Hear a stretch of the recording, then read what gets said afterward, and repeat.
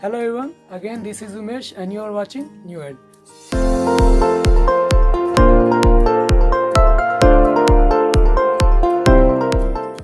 पिछली वीडियोस में हमने हमारे बाकी के जो इससे पहले आने वाले जो पार्ट्स ऑफ स्पीच थे उनके बारे में पढ़ा, जिसमें से noun, pronoun, verb, adjective, adverb और प्रीपोजिशन था। तो हमने 6 के बारे में पढ़ चुका और 7वां जो है हमारा वो है conjunction, about which we are going to study.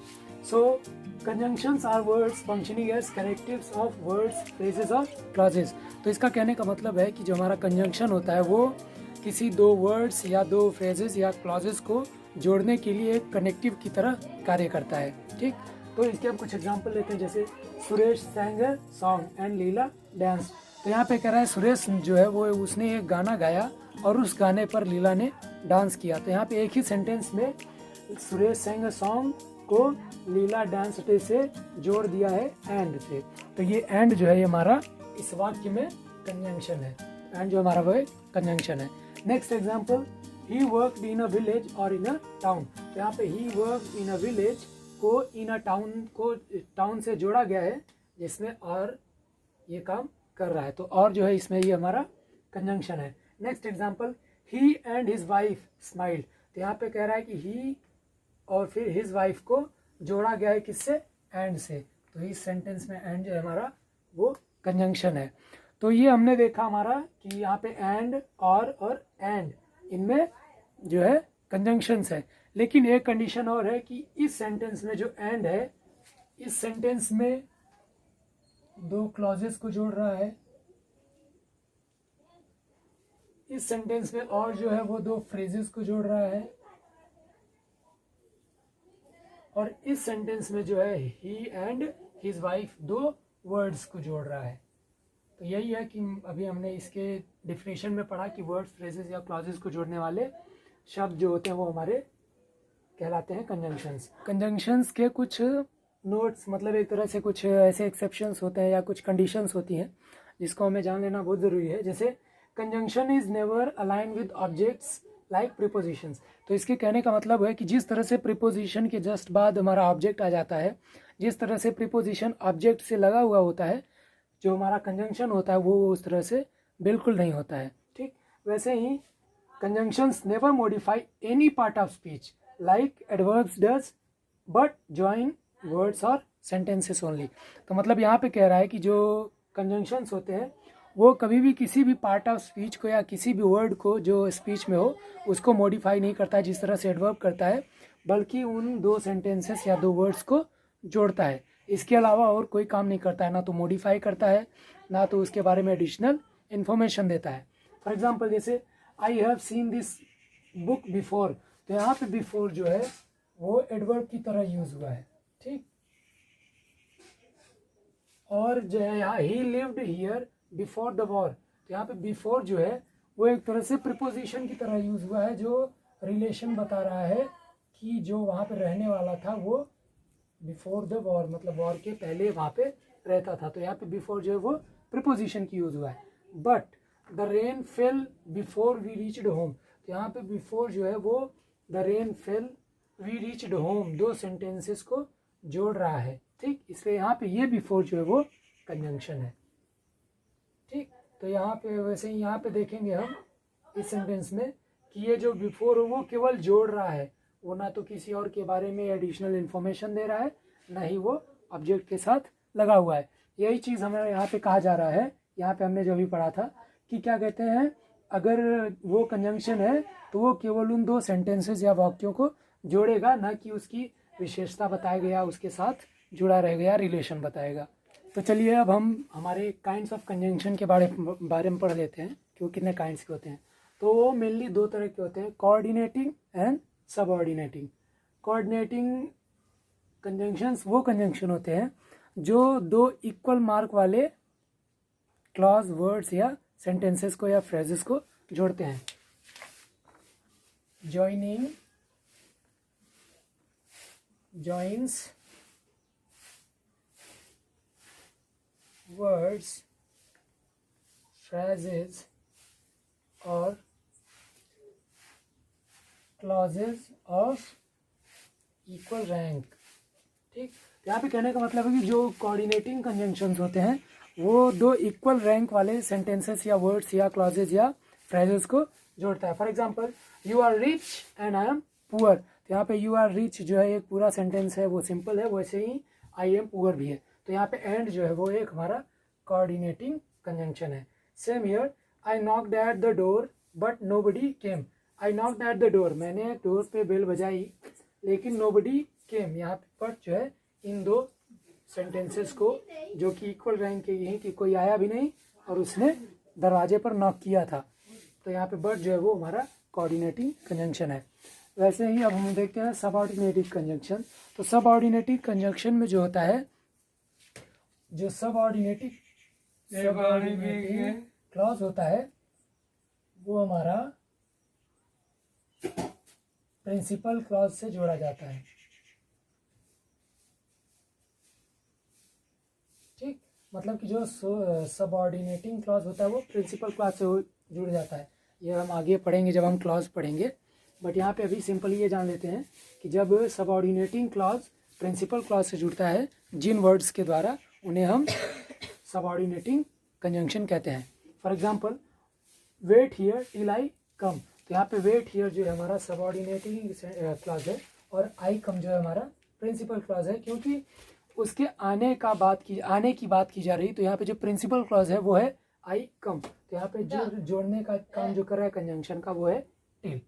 ठीक, तो नेक्स्ट एग्जांपल है I will work as you like, तो यहाँ पे उसके काम को करने को दिखाया जा रहा है, लेकिन कैसे काम करेगा वो, जैसे वो पसंद करेगा, यानी कि प्रिंसिपल वर्क की जो है उसकी लाइकिंग है, जो प्रिंसिपल क्लॉज है उसकी लाइकिंग है, और यहाँ पे जो सबऑर्डिनेटिंग क्लॉज है वो है आई विल वर्क, तो आई विल वर्क को यू लाइक से जोड़ रहा है एज, तो एज जो है हमारा वो सबऑर्डिनेटिंग क्लॉज सबऑर्डिनेटिंग कंजंक्शन होगा।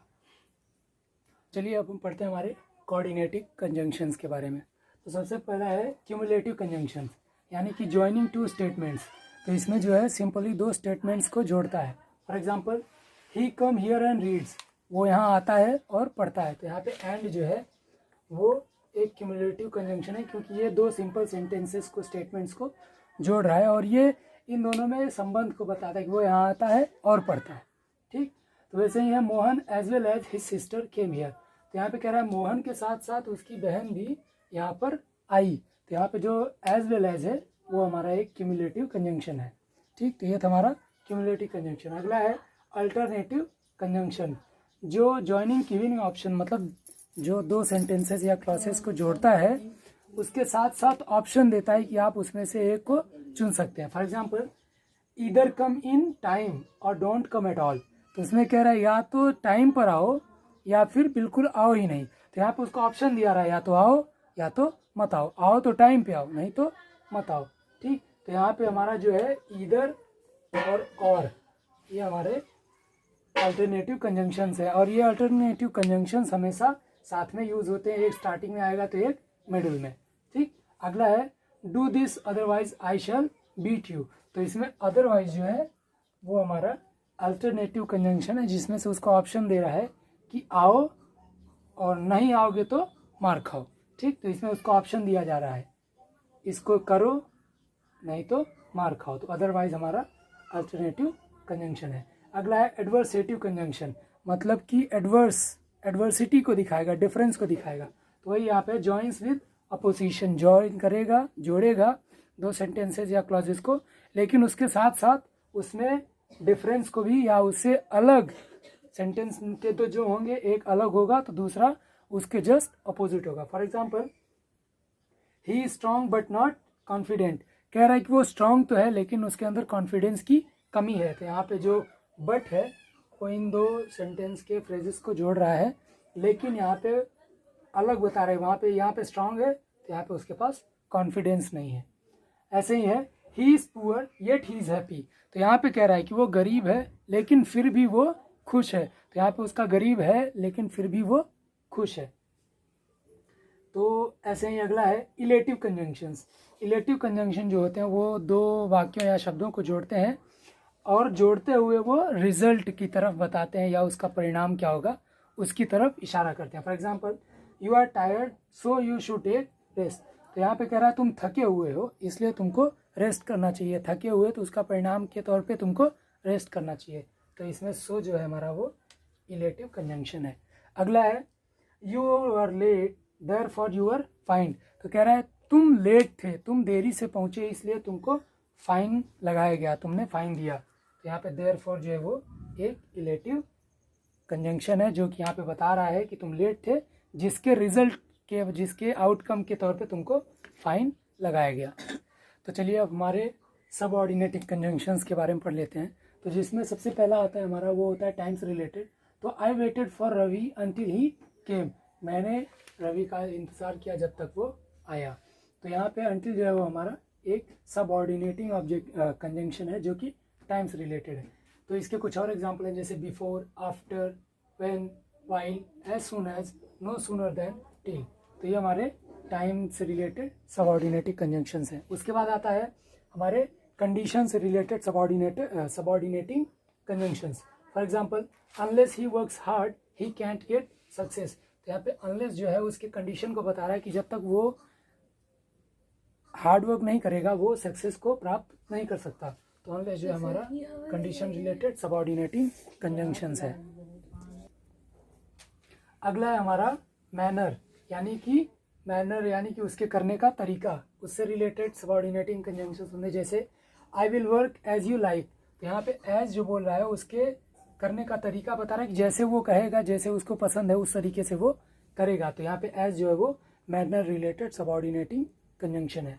वैसे ही cause related, she is absent because she is ill. तो यहाँ पे उसके अब्सेंट होने के कॉज को बताया गया है कि वो बीमार है इसलिए वो अब्सेंट है। तो यहाँ पे बिकॉज जो है वो कॉज रिलेटिंग सबऑर्डिनेटिंग कंजंक्शन है। ठीक, उसी तरीके से पर्पज है कि he went to school so that he might read there. तो यहाँ पे सो दैट जो है वो उसके पर्पज को बता रहा है कि वो स्कूल इसलिए गया ताकि वो वहाँ जाके पढ़ सके। ठीक, तो सो दैट जो है वो हमारा एक तरीके से पर्पज रिलेटेड सबऑर्डिनेटिंग ऑब्जेक्ट है, कंजंक्शन है। उसके बाद है कंपैरिजन, कि मतलब जहाँ पे कंपैरिजन के लिए सब कंजंक्शंस का यूज़ किया जाए वहाँ पे हमारा होता है subordinating conjunctions. For example he is stronger than you, कि मतलब वो तुमसे ज़्यादा स्ट्रांग है। तो यहाँ पे देन है वो एक कंजंक्शन है जो कि कंपैरिजन के लिए यूज़ किया गया है। इसके और एग्जांपल हो सकते हैं जैसे एज लगाकर भी कभी कभी तुलना की जाती है। सो हम नेक्स्ट देखते हैं वो एक कंट्रास्ट रिलेटेड सबऑर्डिनेटिंग कंजंक्शन। तो इसमें क्या होता है कि फॉर एग्जांपल दो he is poor he is honest, कह रहा है कि यद्यपि वो गरीब है लेकिन उसके बावजूद वो ईमानदार है। तो यहाँ पे जो दो है वो उसके ऊपर प्रकाश डाल रहा है कि वो भले गरीब है लेकिन वो ईमानदार है। तो यहाँ पे भी जो दो है वो कंट्रास्ट रिलेटेड सबऑर्डिनेटिंग कंजंक्शन है। और इसके कुछ और एग्जांपल हो सकते हैं जैसे ऑल्दो, इवन इफ। तो अब तक यहाँ पे हमने पढ़ा कि कंजंक्शन क्या होता है, कितने काइंड्स होते हैं उसके, वो किस तरह से यूज़ होता है। तो यहाँ पे कुछ और बातें हैं जो नोइंग फैक्ट्स है उसके, वो यहाँ पे इस इमेज में दिया हुआ है, आप इसको देख लें, अच्छे से समझ लें। और ये था आज की वीडियो, और अगली वीडियो में हम इंटरजेक्शन पढ़ते हुए नज़र आएंगे। तो आपका समय देने के लिए धन्यवाद, और प्लीज़ लाइक, कमेंट, शेयर और सब्सक्राइब करना ना भूलें। Thank you.